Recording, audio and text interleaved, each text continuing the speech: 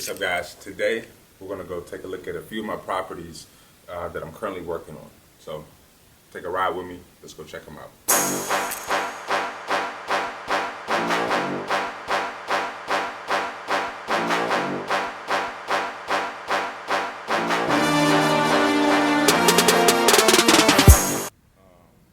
Under 250, and they're all like foreclosures or houses that need work. This would be like one of the only move-in ready houses up to 250. Everything for the most part, looks the same except for in here. We started painting this bedroom here.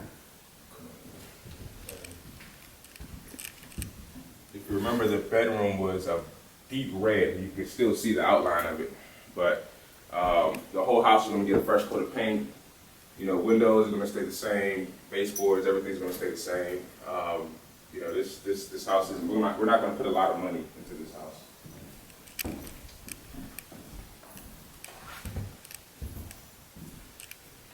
We started painting the kitchen too. You can see it was a bright yellow. It used to be yellow. We're going to paint it this neutral gray. Just a quick tip to any of you all out there that are doing flips. Make sure you paint the house a neutral color. Don't paint it any crazy specific color. Don't do yellow or red or anything. Paint it neutral. I've been painting all my houses the same color for the last 2 years, and it's called Solemn Silence from Home Depot. It's a gray. It looks really good. It's neutral. It's like a baby blue / gray. It's a real neutral color and it looks really good. Let's show you our basement where most of the work was done.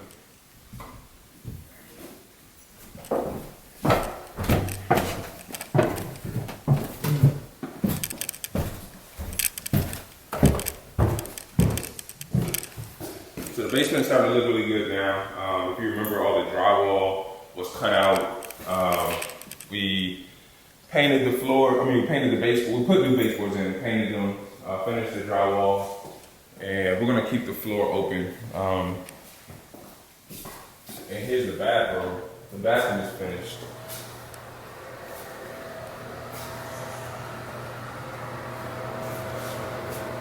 Did a pretty simple job. We just finished the tile in here, put a shower pan and new toilet. That's the same vanity, and pretty much it. That's the third bathroom.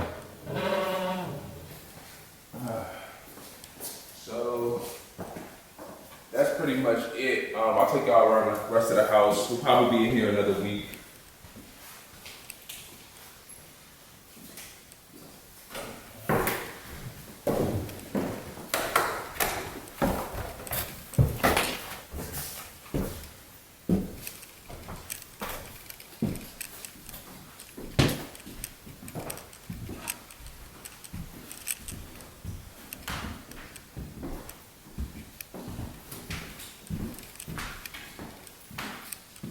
Here's the master bedroom. Again, we're gonna do a fresh coat of paint in here. Probably clean the carpets. What you think? You think this carpet needs to be cleaned? Hell yeah. Replaced? Okay. Yes. Clean. Cleaned? Okay. Gonna clean the carpet. The master bathroom is pretty simple. It's nothing really needed to do in here. Actually doesn't even need a paint. Got a jet tub, just needs to be cleaned out. Toilet's pretty good. Got a stand-up shower.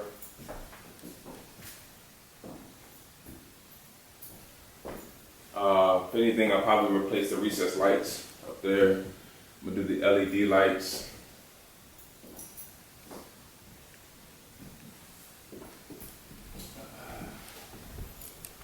And one last thing is, I'm gonna put LED lights out here in the living room too. Got the 6-inch recessed old school lighting.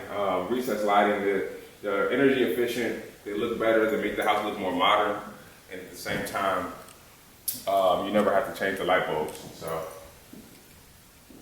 yeah, that's pretty much it. Again, we're not gonna spend much, probably gonna spend about $7 grand on this whole renovation between the paint, the basement work, and that's pretty much it. We're gonna put the house on the market below the real value of what other people are paying for a similar house because we want to do a quick sale.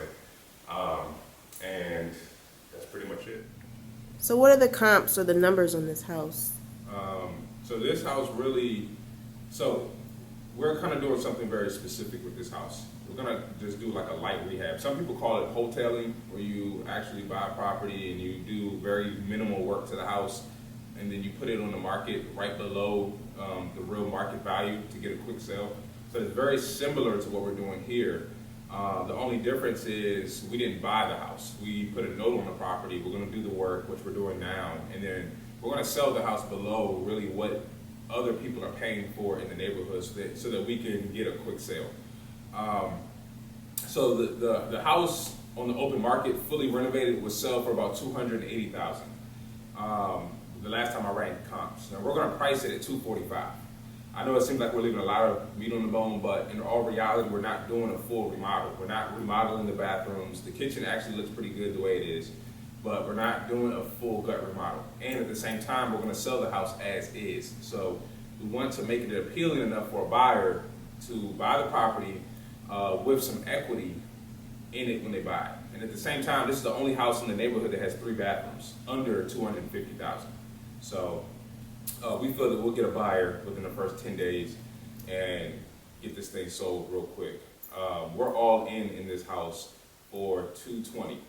So $25K room profit. And I mean all in. I mean all expenses. I mean net $220,000 is the bottom line number. So quick $25K, and we'll move on to the next deal. So let's go to the next property. Let's go.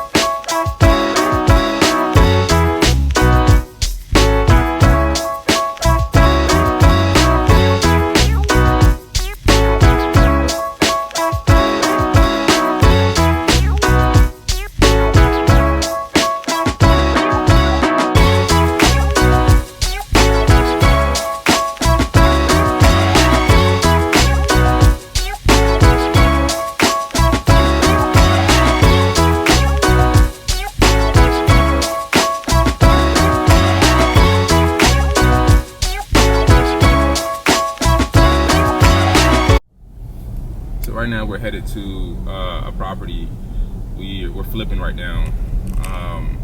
This is in Northeast DC.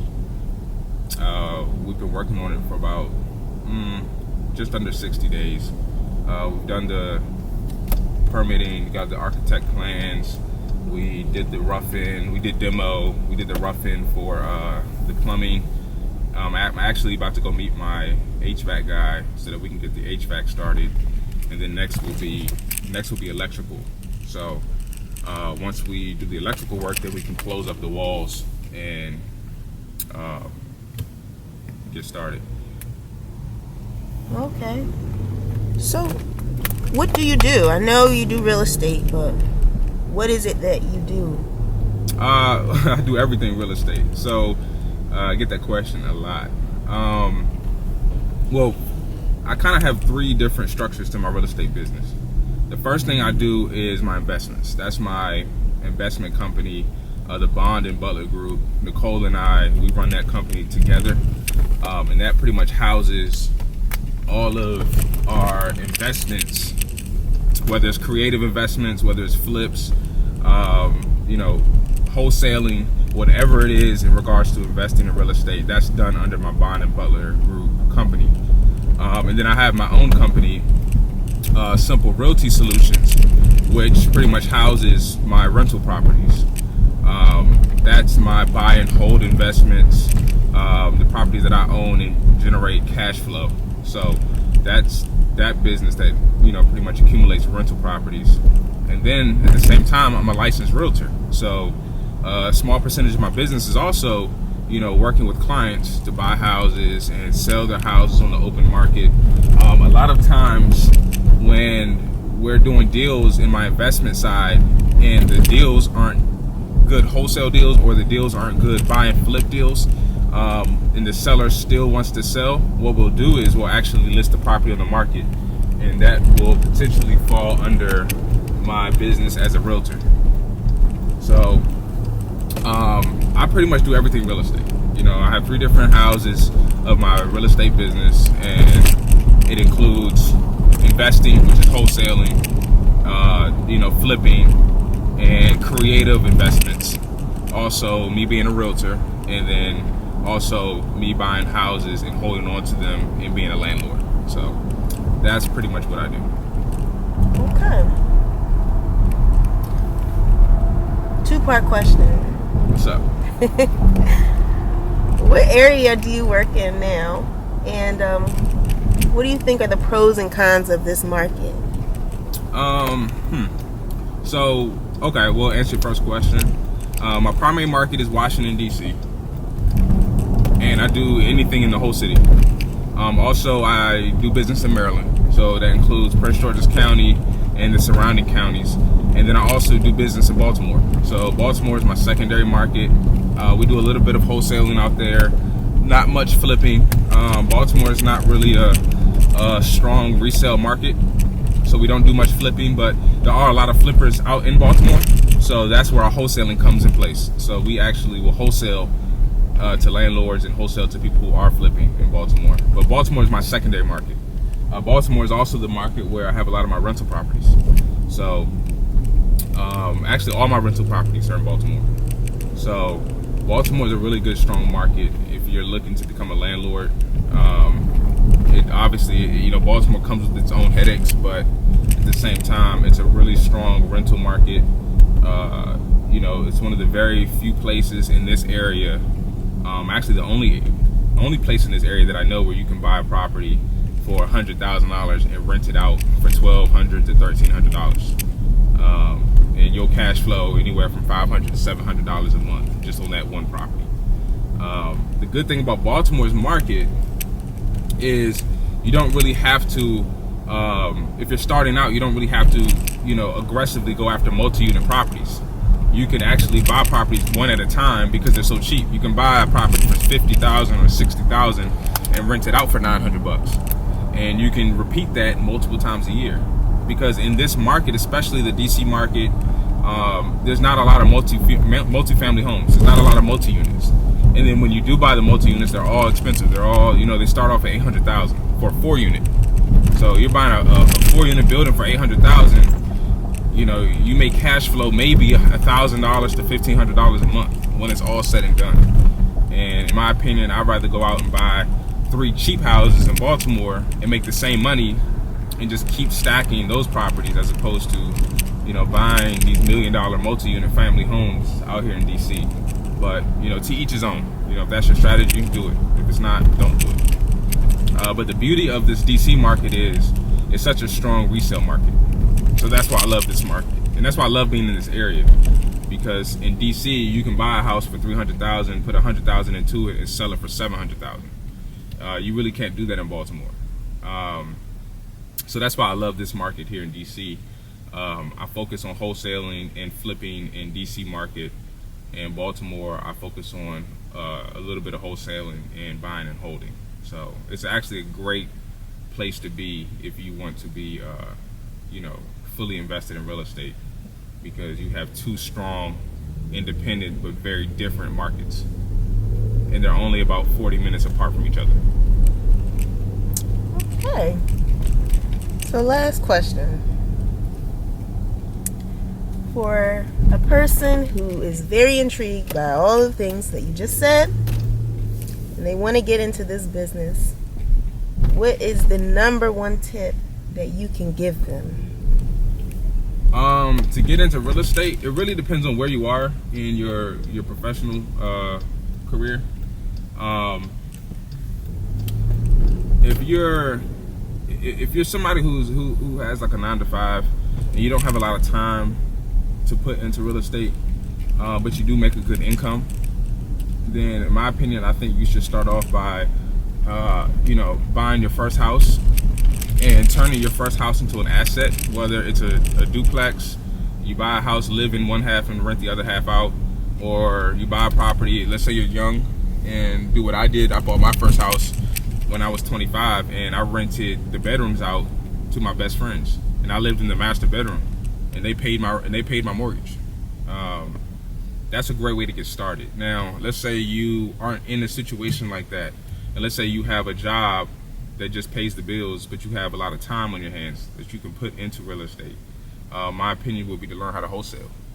Wholesaling, if I had to do it all over again, I would put more energy and more time into wholesaling, because wholesaling is going to be the bloodline of your business. Learning how to find deals in any market is such a beneficial skill to have in every aspect of real estate investing. I have a lot of buyers, a lot of developers who come to me because they know that I have deals and they don't have the resources or the time to put into finding their own deals. So they work with wholesalers. So if you are starting off and you don't have much money, but you have a lot of time to leverage, I would learn how to wholesale and be great at wholesaling. Learn how to wholesale and get to the point where you're doing 1 to 2 deals a month passively. 1 to 2 deals a month passively, and then learn how to do the next step, and that's flipping. So instead of wholesaling every property, start flipping a few of them. But you definitely want to master wholesaling first. So get to the point where you're doing 1 to 2 deals a month, and if you're doing one to two deals a month, that should be enough to replace your 9 to 5. And I don't care what market you're in. I mean, for example, if you're in a very rural town and one deal is really only about $3,000 to $4,000 a month, well, once you get to 2 deals, that's $6,000 to $8,000 a month. And that should be enough to replace your income so that you can focus on your business and grow your business tenfold, because now you don't have to deal with that 9 to 5. Okay. Thank you. Cool.